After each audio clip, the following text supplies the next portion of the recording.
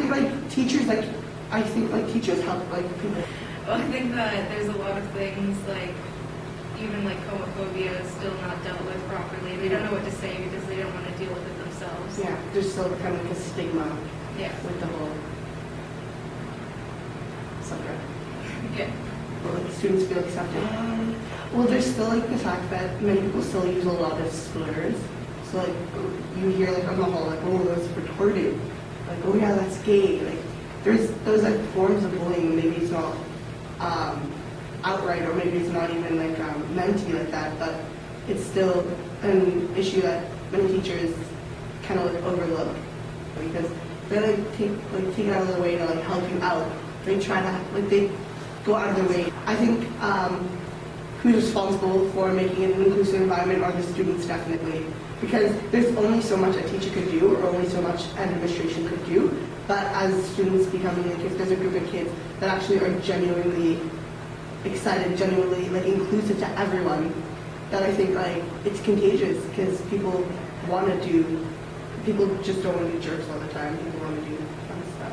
Yeah, you need a strong group of leaders in the school because once you have that, then the rest of the kids would go along with it. Yeah, but it also can't just be maybe student council and leadership like that, because to see as much I don't know a lot of people actually follow what they want to do. You have to actually change people's minds.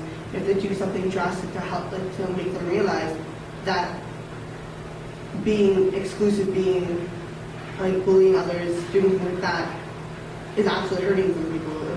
People have committed suicide. People have hurt themselves over the fact of exclusive, to help you out in class and all those fun things.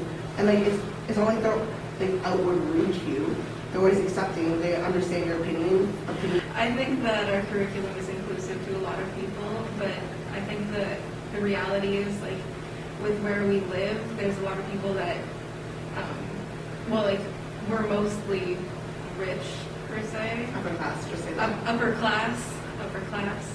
And so there's a lot of things that people can't relate to, and they kind of just ignore it. So it's not the curriculum so much as the students not accepting it themselves, though they'd like to. But I don't think it's publicly known, publicly discussed. I know even in my anthropology class, we're starting to talk about dementia, and we're starting to talk about depression, but there's still a lot about it, a lot of issues behind it, and I don't think that a lot of the school community really addresses that. I think it's kind of pushed under the rug sometimes. Yeah, there's a lot of social anxiety things that aren't talked about openly because people are worried that people are going to get defensive about it, or they aren't sure how they're going to feel about it, so people just don't talk about it. And even some things are kind of made a joke now, oh, you're ADD, or I'm so ADD. But there's some kids that are actually affected by it, and it affects their learning environment, it affects the way they learn, but it's not really addressed on a day-to-day basis. Yeah, it's not taken very seriously. Yeah, but when it is very serious. Yeah, a lot of people And understand your own, where you come from, you might run in late, and some teachers might feel they understand. And chaplaincy is really good too. It's a lot of working together with the leaders of the school, and there's with your principals and vice principals, a lot of people they put them where we're supposed to be afraid of them, but we should be working together to make it an inclusive environment. And we could probably do that by maybe creating a council.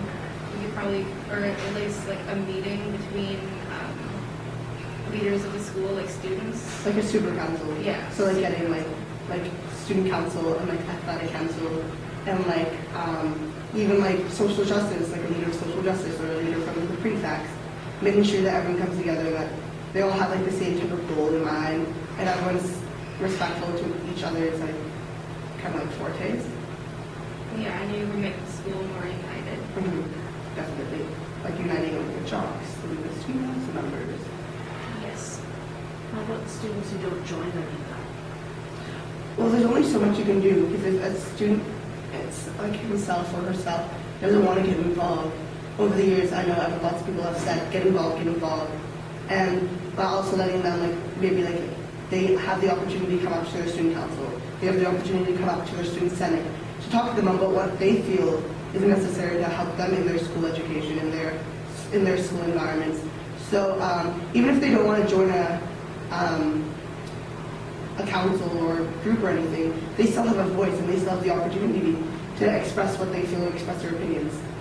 Yeah, and you can have events that kind of, not attack, but like include other social groups, like trying to get each one of them rather than just saying like, we're gonna have a dance, so if you like dancing, you should come, because that's not gonna really help. Yeah, because if we don't focus on education and awareness, then we're not gonna have what we're starting on. Like if we're teaching kids like not to be aware of their surroundings, then when we push them out into the real world, they're not gonna know anything pretty much. Even if we teach them like things out of textbooks, if they aren't aware of like who people are around them and what our surroundings are, then they're not gonna know that. I think Ontario needs to focus on education and awareness because those are the building blocks to an equitable and an inclusive school environment. I think it's really important that we have faith in each other and that we understand that we're all coming from the same place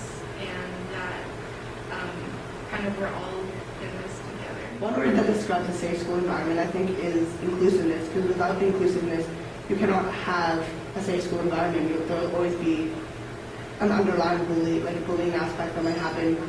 There always might be kids ostracized from the school community. So without people being inclusive, without the inclusive aspect of a school community, it will never be safe. So you could do like there's other aspects, like you do all the types of arts and all the types of sports, and then even some sciences, like a science fair.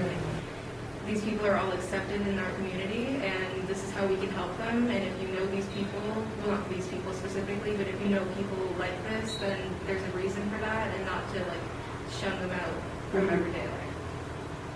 And also have like awareness campaigns and like education. That's what it boils down to. If people aren't educated, that people are ignorant to the fact that there are kids in our school. Personally, I don't think so, because on Facebook, the principals and the teachers can't really monitor it as much as the students can. Because the students can go on and see that someone's being bullied, and then they can act accordingly and get someone to help them. Whereas the teachers aren't going to go on your Facebook and aren't going to go check regularly to make sure that you're not saying anything mean or bullying another student. No, I think I agree, because lots of the times when someone, like when you're dealing with it, and it's really kept close, like lots of the times between girls especially, like it's very verbal, or it's cyberbullying, it's a massive impact.